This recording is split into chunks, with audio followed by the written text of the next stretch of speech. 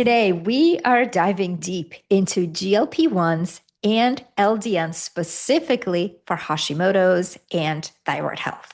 And I am so excited to have McCall McPherson on the show. And I picked her brain on everything that I know you wanted to know about GLP-1s and not just about weight loss, but also on their role in actually lowering inflammation and, yes, lowering thyroid antibodies.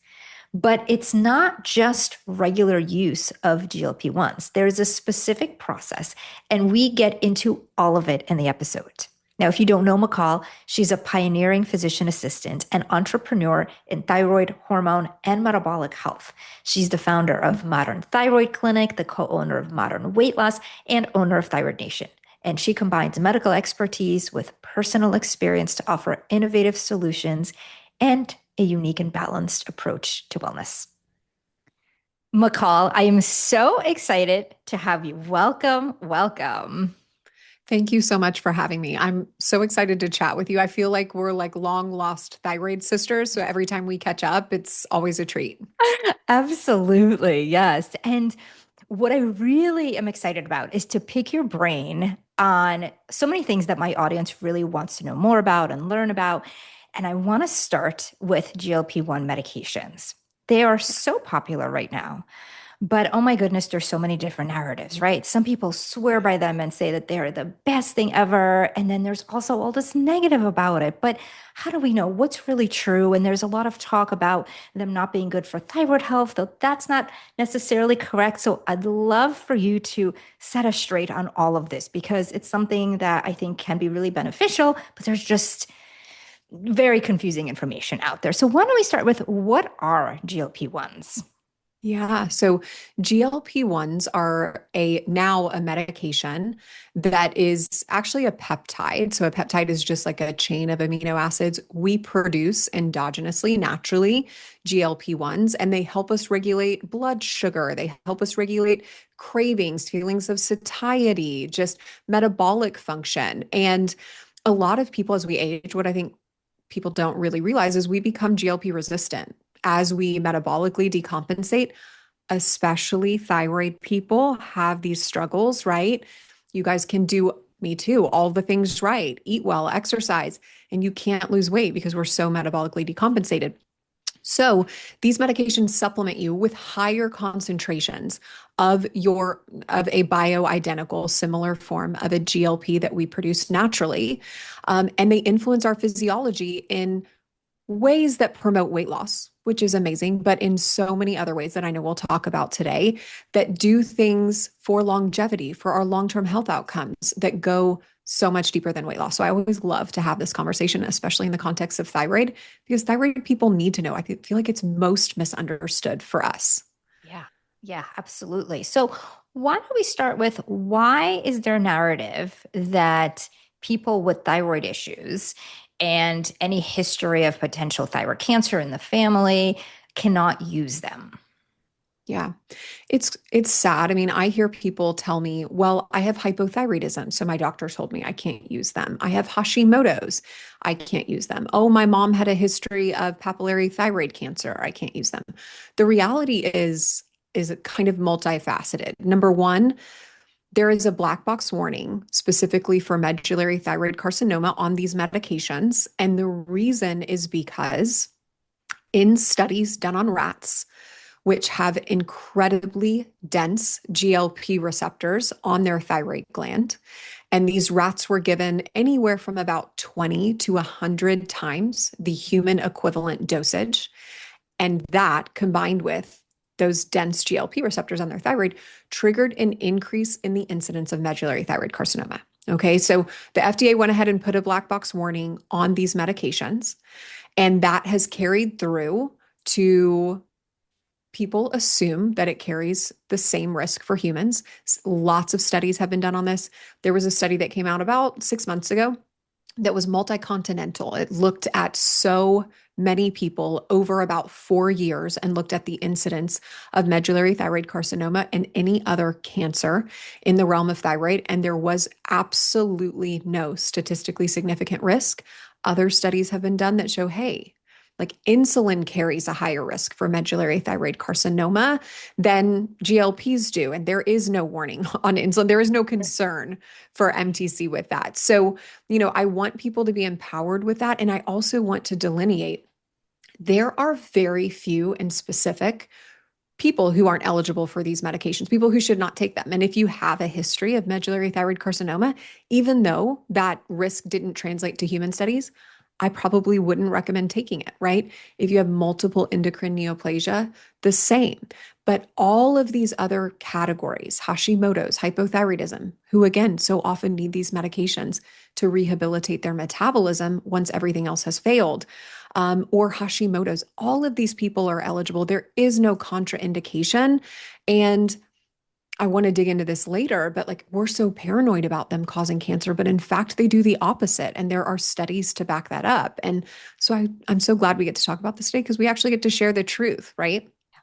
Yeah, absolutely. And that's so good to know because it's every other day. People Right. ask me, "Oh, I'm thinking about this. I'm speaking with my doctor, but I have Hashimoto's, like you said, so I can't." And it's like, well, hold on a second. Let's wait and let's look at it. So that's really, really, really helpful to know. So there's also a lot of different ways that we can use them. And I think as they've been out and more popular over the last couple of years, there's been a lot of different protocols that are talked about. So can you tell us a little bit about how people usually use them? And then some of the other things we can do to maybe make them even more effective. Well, let's talk about that. And then I have follow-up questions to that. For Like, I don't sure. want to vomit all my questions out to you. No, I love it. So I many. might just be like, tell me the question again. No. So, I think where the pitfalls of these medications lie is in the standardized dosing. So what medicine has done is we have lots of data on these drugs for over, 2 decades. And mainly they've been studied in the diabetic population because that's what they were originally created for before they were sort of rebranded and repurposed for weight loss. So what we've done in medicine is we have taken diabetic dosage and we've just transitioned it to people for weight loss. And the reality is that most people that need these drugs or peptides to lose weight do not need the equivalent dose of a diabetic person. And if I was to be candid, I would say there's a good chance even that dosing is too high for diabetic patients as well. And so what ends up happening, and the reason we hear about all these nightmares in the media all the time, every couple of weeks there's a new thing that's in vogue to talk about, is because people are not eating food. So their appetite is so overly suppressed that they do not get enough macronutrients, protein. They do not get enough micronutrients.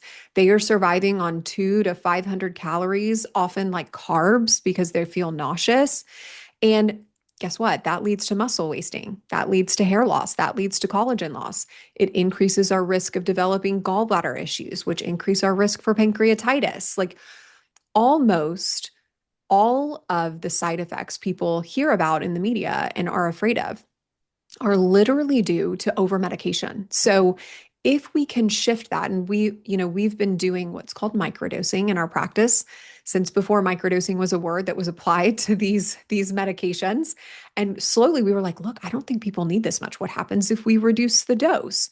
What happens if we split the dose and do a small amount the early part of the week and a small amount later in the week and kind of make the peak and trough a little more or less volatile, really? And it is a completely different experience for people. Not only do they not feel nauseous, they don't feel GI upset, they don't feel exhausted, they can eat food, they can nourish their bodies, which is such a key component in the long-term outcomes of the success of this, but also just like long-term health outcomes in general. We need food to fuel our body. So it's important that we eat.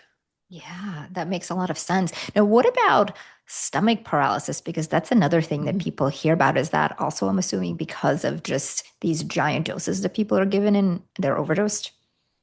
I would say yes. I mean, my thinking physiologically of how this works, yes. Now, they haven't done studies on microdosing to see if that particular side effect is less common, less prevalent.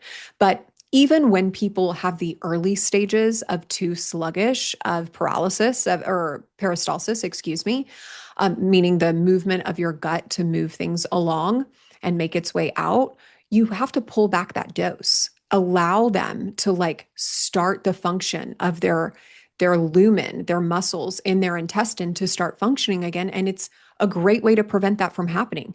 But that's kind of a second concept, is this idea of tailoring doses for each person, right? Like starting really low, going slow, and not applying this one size fits all dose increase to people. If they're having a lot of constipation, we need to back off, not just push through, not keep going, because again, that is when things like stomach paralysis happen, and they can be avoided in a huge percentage of the population, almost, dare I say, ubiquitously.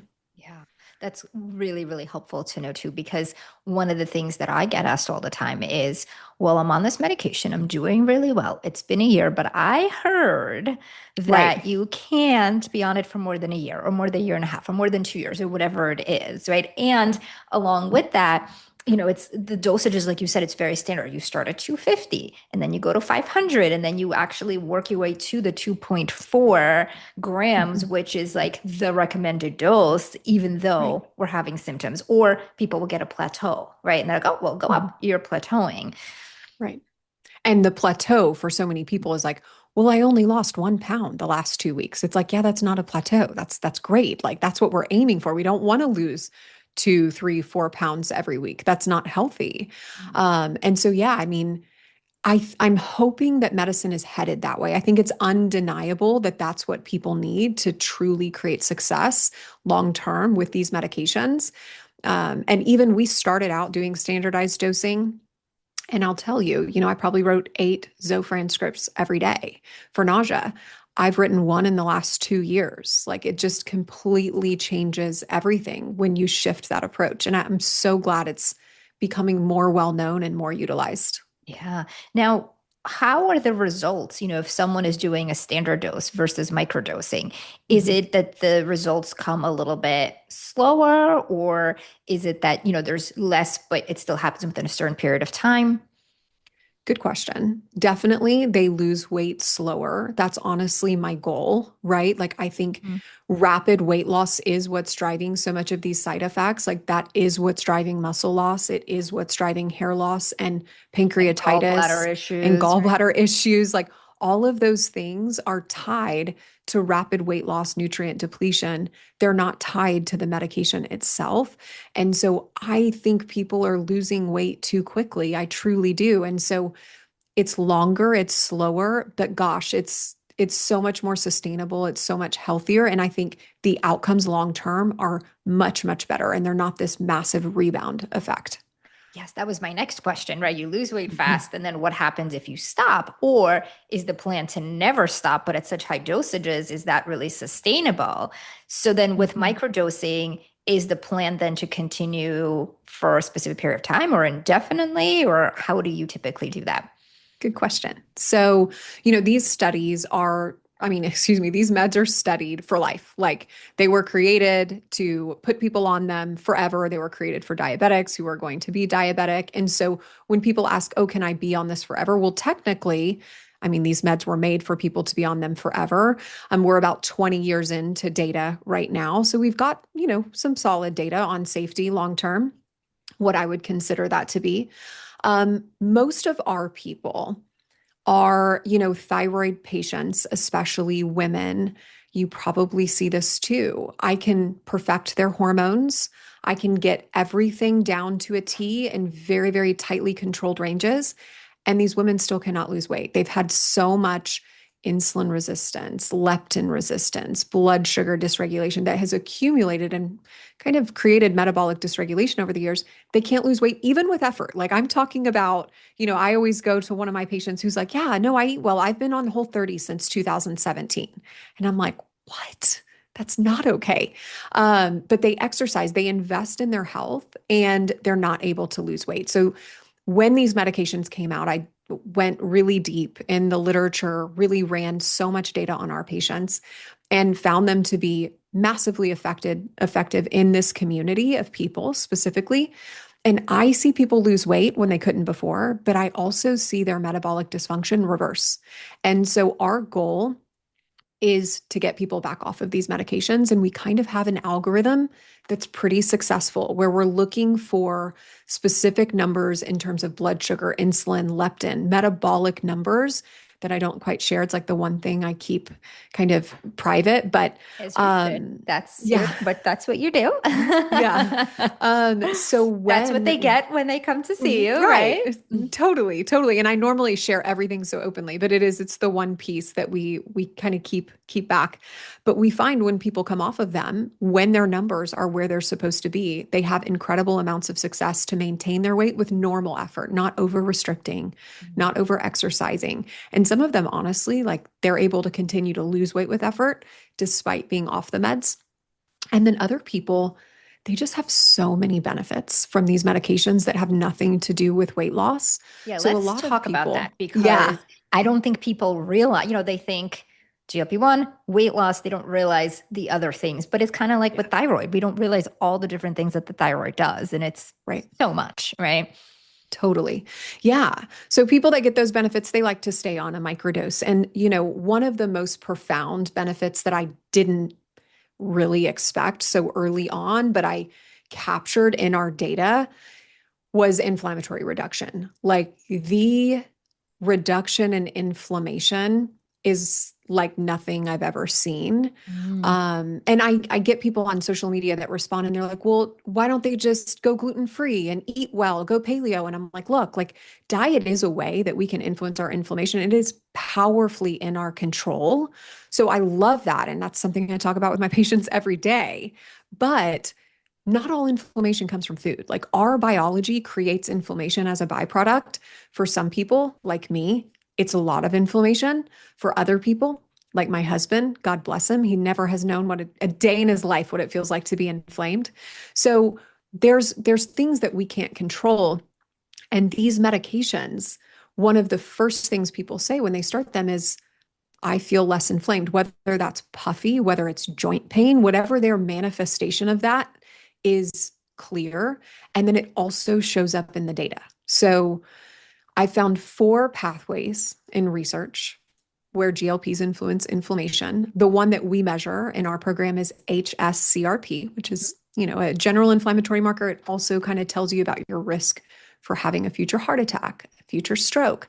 And I saw this shift in people that I've worked with for 7 years, and I couldn't get their CRP down in a matter of initially 3 months. And then I Wow. started pulling back the clock. I've got to tell you this. I checked one person on one microdose after 1 week, Wow. and her HSCRP went from 9 to just below 4. Oh my goodness. Yeah. Wow.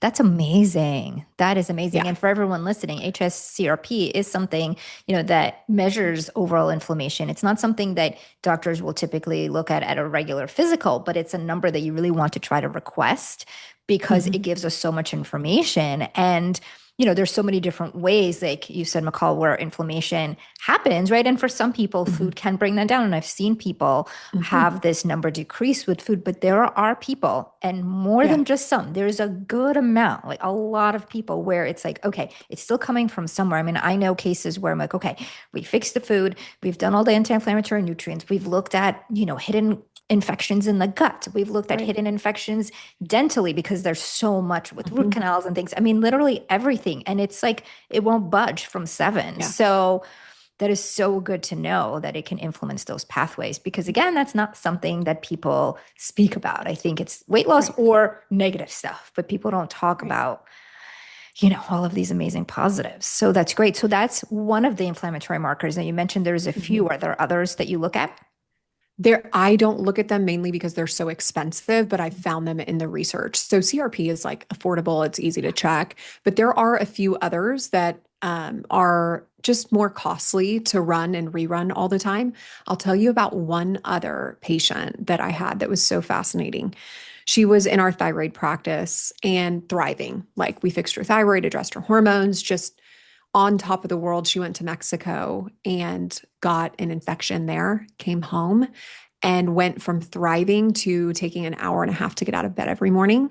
She had intense joint pain all over her entire body, went to every high quality medical institution, including Stanford, could not get answers except put her on methotrexate is what they wanted to do. I'm like, well, let's just try a microdose. Let's see what happens. She emailed me 24 hours after she took her first microdose and said 95% of my joint pain, my inflammation is gone. And it's just mind blowing. And inflammation in turn, like it's about your quality of life, but it's so tied to our long-term health outcomes, to cancer, to so much that if we can influence that, you know this, it can change the trajectory of our health, truly. Wow, that's amazing. That's so good to know. In addition to inflammation, I know there's other benefits too. What are some Mhm. other things that people see from? And by the way, too, I'm assuming you're saying the benefits are from the microdosing, not general dosing, right? Or is it from any GLP-1s? Any GLP dose will reduce inflammation. In fact, I was wondering more if it would still occur with a microdose, and it does, like undisputable. So, some other benefits, specifically in like thyroid people, that's really cool. Did not expect this, literally just showed up in the data. I see it almost 100% of the time reduce Hashimoto's antibodies in a Mm, very big way. And it makes sense, right? You reduce inflammation, you reduce autoimmunity in a lot of sure. aspects. It's been shown to reduce the progression of MS on MRI by like 13%. Wow, that's significant. Right. Another autoimmune disease, psoriatic arthritis, in terms of autoimmune disease. So, what's cool is I think this is like inching medicine maybe towards understanding that we can actually influence autoimmune disease, that it's not like the reverse lottery and, oh, you have this thing and it's Right. random. There's nothing you can do about it. So, it's cool to see that evolve in real time. Yeah. Yeah. Yeah. That's amazing. Now, when you do microdosing, so you mentioned typically it's once a week that someone would do an Mhm. injection. So with a microdose, it's a smaller dose. And is it done more often or is it just a smaller dose once a week? Or is it depending on the person? You know what? It should be, in my opinion, it should be tailored to the person. So you can do it once a week. Some people can do it every 10 to 14 days and still feel the effects. Other people need it twice a week, like they need to split their dose, especially people who are really sensitive to side effects. They can split the dose because generally side effects peak 24 to 48 hours after the injection. So it's unique for everyone, and that's the beauty of it, is that you can partner with someone to help you find what works uniquely for you and then adjust it along the way if needed. The one thing I wanted to also chat about is cancer, like cancer reductions with GLPs. Okay. Do I tell. know. There are so many studies that look into this, but I pulled some stats specifically for this conversation that I thought people would be interested in. Like I've had social media followers ask me, doesn't GLPs increase the risk of breast cancer? Like there's just all of this false narrative that cycles around. So I wanted to pull some stats for common kind of or significant cancers. Breast cancer, there's a risk reduction of 13%. Lung cancer, a risk reduction of 19%, prostate 17, colorectal 16, pancreatic 6. So while everyone's saying, oh, it increases your chance of pancreatic cancer, it actually reduces your risk of pancreatic cancer by 6%. And it also improves mortality for people who have already had cancer. So there's a risk reduction. I can't remember the exact amount, but it reduces their risk of dying significantly. So pretty cool.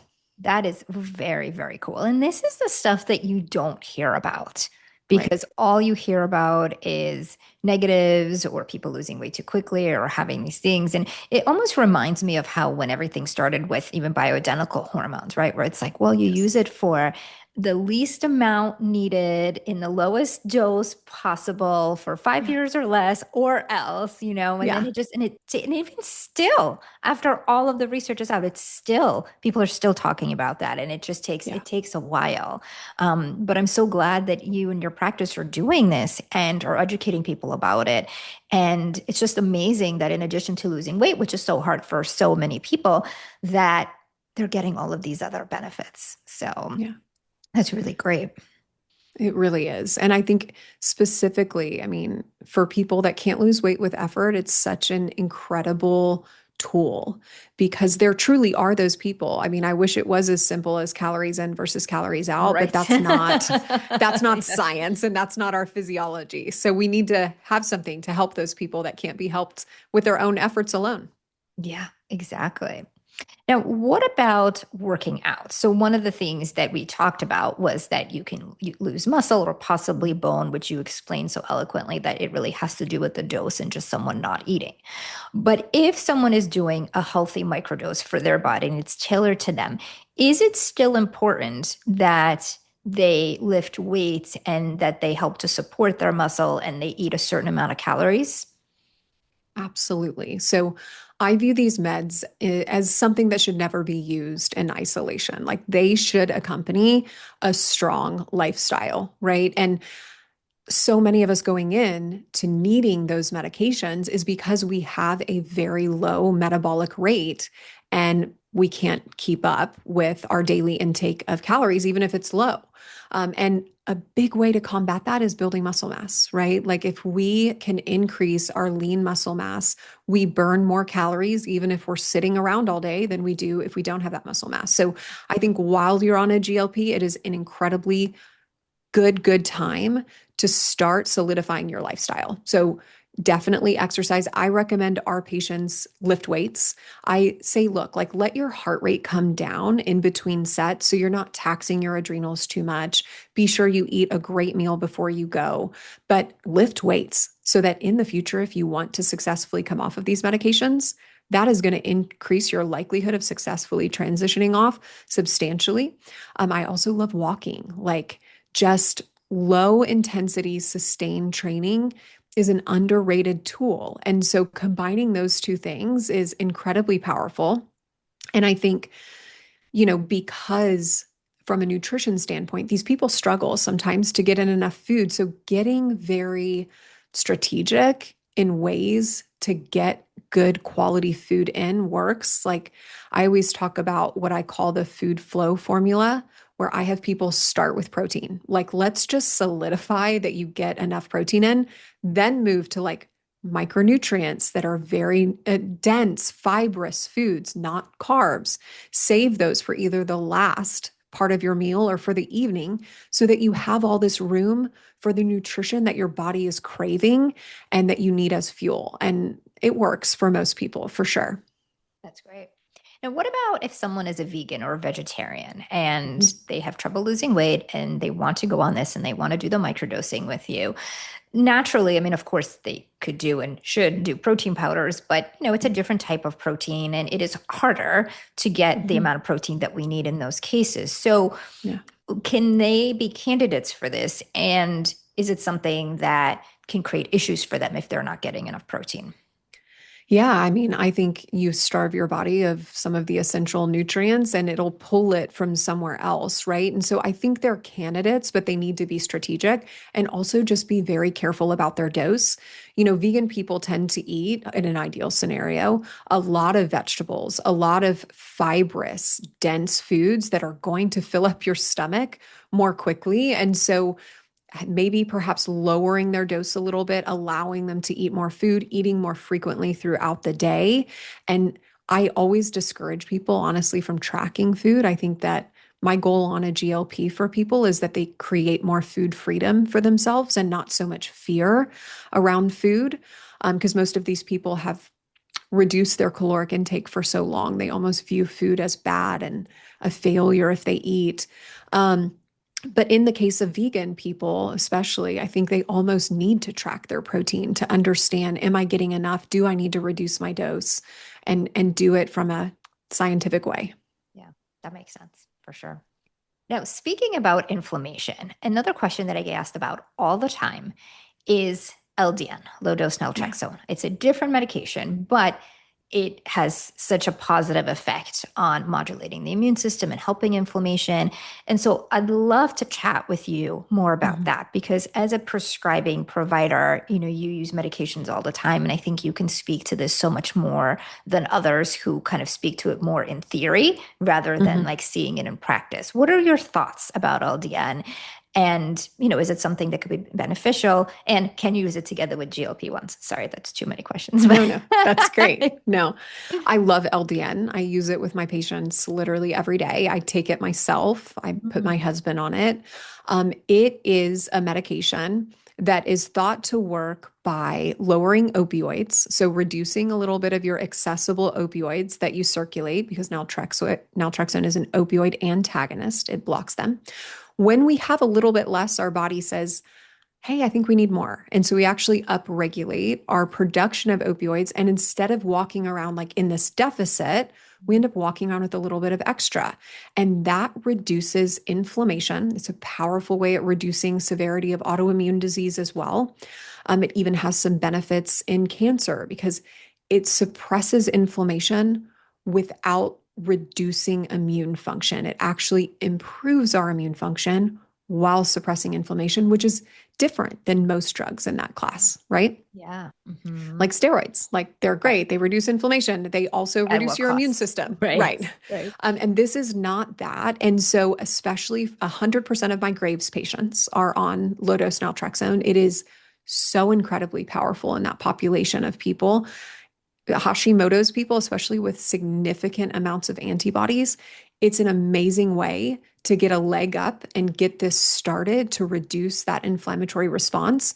It's extremely well tolerated. I've never had a single patient like have something serious from it. Most people have vivid dreams, like that's kind of the extent of it. So tons of really great benefits, especially from a longevity standpoint. We kind of mentioned even with GLPs, inflammation's the driver of disease. It's what drives the breakdown of our body over time. It's what drives aging. So if we can just turn the volume down on that a little bit, it's a powerful way to influence our health span and lifespan. And I get asked the question if you can take it with a GLP-1 literally every day, multiple times a day. And absolutely you can. We have so many people that do both. Of the pathways of inflammation that I've seen GLPs work on in research, it is not the same pathway as LDN. There are so many inflammatory pathways. And hey, the more we can disrupt and interrupt, the better off we're going to be, in my opinion. So they can be a powerful combination. Yeah. And dosing wise, is that something, because usually people recommend starting slower and then working up to not a higher dose, it's still low dose, but to the higher dose of the low dose. Is that something you recommend as well? Or are you utilizing that microdosing theory with that as well? Interesting. So I ultimately, generally speaking, titrate people up to the standard low dose of 4.5 milligrams. I don't do it very slowly. Like I know a lot of people will do it in 0.5 milligram increases. So there's like 9 increases or so. I don't recommend that. I feel like people that have side effects from LDN, which again is like vivid dreams, waking up maybe a little groggy when they first start taking it, those side effects last for a few days at each dose increase. And I usually increase them at 1.5. So they have, maybe 5 days total of feeling like that because we increase it twice. If you increase people in those microdoses, they usually have that same experience if they're going to have it, but now it's drawn out like for Mm. weeks and months. And so I always think it's better after toying with both to go a little bit more aggressive. Aggressive is relative because it's ultimately still a microdose of Right, right, right. naltrexone, but I find that to be the most beneficial. That's really interesting. Yeah, I wasn't familiar about that. So that's really good to know for anyone that may be considering it, that if there are side effects, they're not long term, they're temporary side effects and then they subside. So that's great to know. And the nice thing with LDN is that, it's that immune system modulation in addition to the inflammation. So with Hashimoto's, Graves, right? I mean, any autoimmunity, it's just so crucial. And, I think that we have these tools. And then we have, of course, our food and our lifestyle and the toxins and all the things that we're doing. And if we kind of use the lifestyle and use the tools together, it's like, whew, like the best of both worlds. Yeah, you're not going to naltrexone your way out of a poor diet and all of these other things that need to be addressed. That's Yeah. just not the way that Yeah. it works. It's best used again as an adjunctive in addition to the lifestyle piece. I agree. Yeah. And I think it's really important for people to hear that. And I know I say this a lot, you say this a lot, and like we're repeating it here because, they think, okay, well, I'm just gonna do this because it's easy and everything else, like I'll just be on the side, and I think Yeah. people may see changes at first, right? But long term, that's not really what we want. I was gonna say with LDN, is that something that people stay on indefinitely? And once they're on a full dose and they feel good with it? I mean, I would advocate that pretty much everyone should be on LDN like indefinitely. I think, the benefits from a longevity standpoint are so powerful. And honestly, I tell my patients, look, when you get on LDN, don't even look for symptomatic improvement. Like that's not why I'm giving it to you. If you feel Mhm. better, great, amazing. But really, we are looking for more resilience to inflammation, reduction in antibodies, and long-term health outcome benefits. Right. Yeah, that's great to know. I mean, that's obviously the root of all autoimmunity. So that's great. That's actually something I'm considering for my son as well. He's 9 now and he Mhm. has pandas. I know you and I had chatted about that before. And we're doing so many different things for inflammation. And he's doing the hyperbaric oxygen chamber every morning now. He eats his breakfast in there. It's super cute. He has this routine. Oh, But it's one of the things his doctor was considering. And I think I was nervous just because I don't want anything to interrupt his sleep. But that's so good to know that it's a temporary thing and it doesn't even happen to everyone. oh yeah. I mean, I have had maybe two people ever stop LDN for sleep issues out of like thousands. I mean, really multiple thousands. I've had less than five people ever stop it from side effects. Like it is extraordinarily well tolerated. Most people honestly say it helps them sleep more deeply, more restfully. And I want to put Rosie on it too. So I'm right in your boat. I think it has tremendous benefits in our little kids subset of the population. Yeah. Yeah. Well, we'll have to continue that conversation. Yeah. So I would love to know, and I know that everyone watching and listening this will want to know too. You have Hashimoto's, right? You've had Hashimoto's for a long time. And I mean, you look amazing. You're doing so many things. You are running a huge practice. You're helping so many people. What does your routine look like? What do you typically do? What do you focus on? How are you doing what you're doing? Because you're doing Yeah. amazing. Well, thank you. My life would look very different if I hadn't gotten the help that I got a long, long time ago. And thankfully now I've actually been in remission for my Hashi for over a decade. So I'm very grateful for that. Still absolutely have hypothyroidism, but I part of what makes me so motivated to manage my health is because unfortunately, if I don't feel well. Like I struggle and it impacts me. Whereas again, like other people, not so much. Like my husband can kind of eat what he wants. He doesn't, it's all fine for him.